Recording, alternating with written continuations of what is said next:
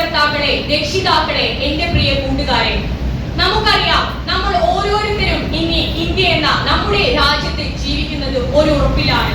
നമ്മുടെ അവകാശങ്ങൾ സംരക്ഷിക്കപ്പെടും, നമുക്ക് നീതി കിട്ടും എന്നുള്ള ആ ഉറപ്പ്.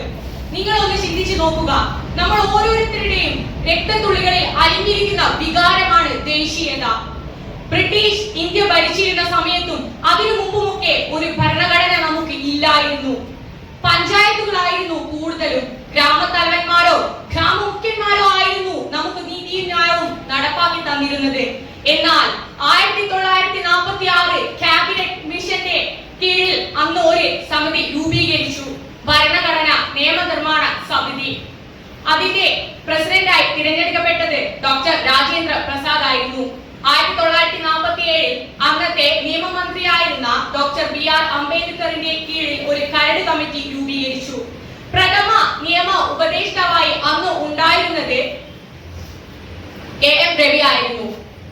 അദ്ദേഹം അതുപോലെ തന്നെ ഭരണഘടന രൂപീകരിച്ചിരിക്കുന്നു.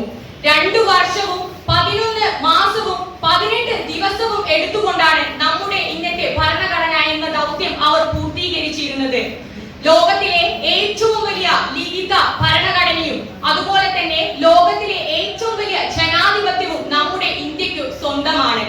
നമ്മുടെ നിയമത്തിന്റെ പരമോന്നത നിയമ സംഹിതയാണ് നമ്മുടെ ഭരണഘടന എന്ന് പറയുന്നത്. നിയമത്തിനും ഭരണത്തിനും ചട്ടക്കൂടുകൾ സ്ഥാപിക്കുന്നതും നമ്മുടെ ഭരണഘടന തന്നെയാണ്. ലോകത്ത് പലപ്പോഴായി രാജ്യങ്ങൾ വെല്ലുവിളികൾ നേരിടുന്നു, ജനാധിപത്യത്തിൽ വെല്ലുവിളികൾ നേരിടുന്നു. ഇന്ത്യയും പലപ്പോഴായി നേരിട്ടു. എന്നിരുന്നാലും നമ്മൾ പിടിച്ചു നിന്നു, നമ്മൾ അതിജീവിച്ചു. അതിനൊരേ ഒരു കാരണമേ ഉള്ളൂ, അതാണ് നമ്മുടെ ഭരണഘടന. അതുകൊണ്ട് തന്നെ പ്രിയരെ, നമ്മുടെ ജനാധിപത്യത്തിന്റെ ആധാരശില എന്ന് പറയുന്നത് നമ്മുടെ ഭരണഘടനയെന്ന് ഉറച്ചുകൊണ്ട് നമുക്കിവിടെ പറയാൻ സാധിക്കുന്നതാണ്. മറ്റൊരു നാഴികക്കല്ലാണ് നമ്മുടെ മൗലിക അവകാശങ്ങളും ചുമതലകളും. എനിക്കും നിങ്ങൾക്കും ഒക്കെ മൗലിക അവകാശങ്ങളുണ്ട്. സ്വാതന്ത്ര്യം എന്റെ ജന്മാവകാശമാണെന്ന് നമ്മൾ പറയുന്നത് പോലെ വിദ്യാഭ്യാസത്തിനുള്ള അവകാശമായാലും സ്വാതന്ത്ര്യത്തിനുള്ള അവകാശമായാലും തുല്യതയ്ക്കുള്ള അവകാശമായാലും ചൂഷണത്തിനെതിരെയുള്ള അവകാശമായാലും അതൊക്കെ നമ്മുടെ ഭരണഘടന നമുക്ക് വിഭാവനം ചെയ്യുന്നു. അവകാശങ്ങളെ കുറിച്ച് മാത്രമല്ല, നമ്മൾ ഓരോരുത്തരും പാലിക്കേണ്ട ചുമതലകളെ കുറിച്ചും നമ്മുടെ ഭരണഘടന നമ്മളെ ഓർമ്മിപ്പിക്കുന്നുണ്ട്. രാജ്യത്തിന്റെ ക്ഷേമത്തിനും അതുപോലെ തന്നെ ജനങ്ങളുടെ ജീവിത നിലവാരം ഉയർത്തുന്നതിനും ലോകത്ത് സമാധാനം കൊണ്ടുവരുന്നതിനുമുള്ള നയങ്ങളും നിർദ്ദേശങ്ങളുമാണ് നമ്മുടെ ഭരണഘടനയിൽ പറഞ്ഞിട്ടുള്ളത്. നമ്മുടെ ഭരണഘടനയുടെ ഏറ്റവും വലിയ പ്രത്യേകതകളിൽ ഒന്നാണ് നമ്മുടെ ഫെഡറൽ സംവിധാനം. വളരെ ശക്തമായ ഘടന ഇന്ത്യയെ ഒരു പരമാധികാര ജനാധിപത്യ രാജ്യമായി പ്രഖ്യാപിക്കുന്നു, ഒരു മതേതര രാജ്യമായി പ്രഖ്യാപിക്കുന്നു. പരമാധികാരങ്ങളുള്ള വിവിധ സംസ്ഥാനങ്ങളെ ഒരു കുടക്കീഴിൽ കൊണ്ടുവന്ന് നമ്മളെല്ലാവരും ഒന്നാണെന്നുള്ള ലക്ഷണം നമുക്ക് തരുന്നു.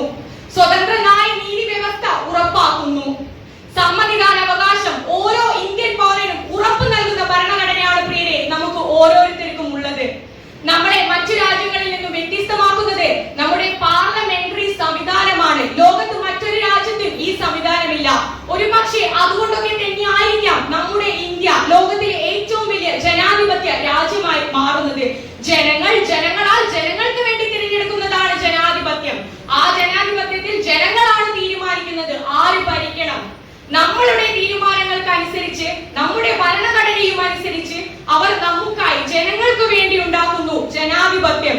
ഇവിടെ ഞാൻ പറയാൻ ആഗ്രഹിക്കുന്നത് മതേതരത്വമാണ് ഭരണഘടനയുടെ മുഖമുദ്ര എന്ന് പറയുന്നത്. ഒരു പ്രത്യേക മതത്തിന് അവഗണനയോ ഒരു പ്രത്യേക മതത്തിന് അത് പരിഗണനയോ കൊടുക്കാത്തതാണ് നമ്മുടെ ഭരണഘടന. എല്ലാ മതവും ഒരുപോലെ എന്ന സന്ദേശം നമുക്ക് തരുന്നു. മാത്രമല്ല നീതി ഉറപ്പാക്കുന്നു. ഓരോ വ്യക്തിയുടെയും അവകാശങ്ങൾ സംരക്ഷിക്കപ്പെടണം, നമുക്ക് നീതി ലഭിക്കണം. നമ്മുടെ ഭരണഘടനയ്ക്ക് 25 ഭാഗങ്ങളും 470 അനുച്ഛേദങ്ങളും 12 പട്ടികയുമാണുള്ളത്. അതിൽ തന്നെ 3 ശാഖകൾ: കർമ്മനിർവഹണം, നീതിന്യായ വ്യവസ്ഥ, അതുപോലെ തന്നെ നിയമനിർമ്മാണം.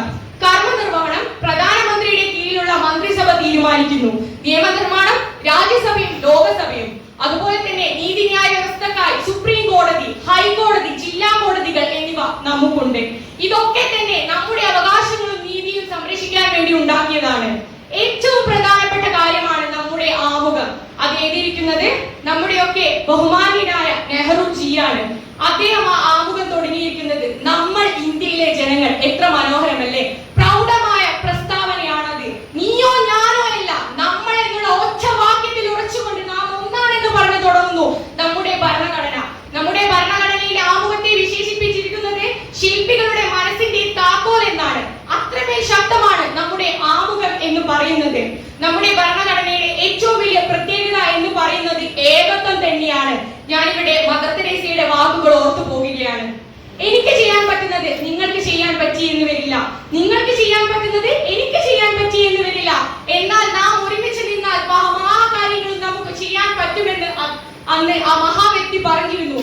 അതാണ് നമ്മുടെ ഭരണഘടനയെ ഏകത്വത്തിലൂടെ ഉദ്ദേശിക്കുന്നത്. ഞാനോ നീയോ എന്നില്ലാതെ ഒരുമിച്ച് നമ്മൾ ഇന്ത്യക്കാർ, നമ്മൾ പ്രതിജ്ഞ ചെയ്യുമ്പോൾ പറയുന്നില്ലേ, ഓരോ ഇന്ത്യക്കാരും എന്റെ സഹോദരി സഹോദരന്മാരാണെന്ന്. സഹോദരത്വം വിളിച്ചു പറയുകയാണ് നമ്മുടെ ഭരണഘടന ചെയ്യുന്നത്. സ്ത്രീയോ പുരുഷനോ എന്നില്ലാതെ സമത്വം നൽകണമെന്നാണ് നമ്മുടെ ഭരണഘടന പറയുന്നത്.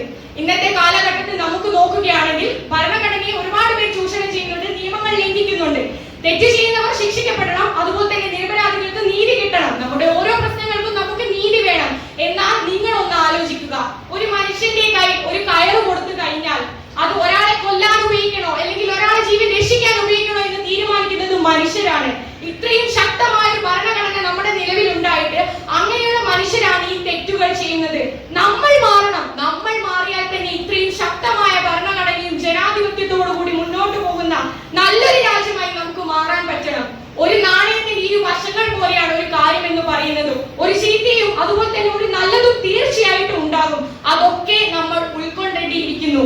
ഞാനിവിടെ ഓർത്തു പോകുന്ന ഒരു കാര്യം എന്ന് പറയുന്നത്, മനുഷ്യന്മാർക്ക് നട്ടെല്ലാണ് ആകൃതിയും സൗന്ദര്യവും നൽകുന്നത്. അതുപോലെയാണ് ജനാധിപത്യത്തിന് ഭരണഘടന. ജനാധിപത്യത്തിന് ആകൃതിയും സൗന്ദര്യവും നൽകുന്നത് നമ്മുടെ ഭരണഘടന തന്നെയാണ്. എങ്ങനെയാണ് ഒരു വൃക്ഷം വേരിൽ ഉറച്ചു നിൽക്കുന്നത്, എങ്ങനെയാണ് ഒരു വീട് തറയിൽ ഉറച്ചു നിൽക്കുന്നത്, എങ്ങനെയാണ് ഒരു മനുഷ്യൻ നട്ടെല്ല് നിവർത്തി നിൽക്കുന്നത്, അത് പോയി കഴിഞ്ഞാൽ എങ്ങനെയാണ് അവർ വിൽക്കുന്നത്, അതുപോലെയാണ് നമ്മുടെ ഭരണഘടന.